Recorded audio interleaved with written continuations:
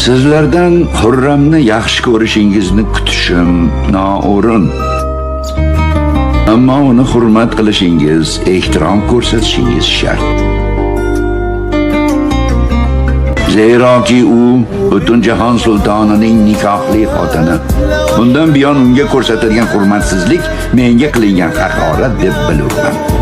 Xurram aytib berdim, u fursatni boy bermaydi.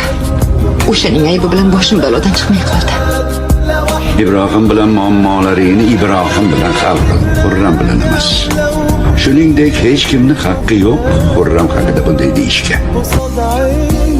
Xurram meni xotinim, bolalarimning onasi. Uni haqoratlashlariga, behurmat qilishlariga yo'l qo'ymayman. Zero bu avvalo meni irodamga qarshidir.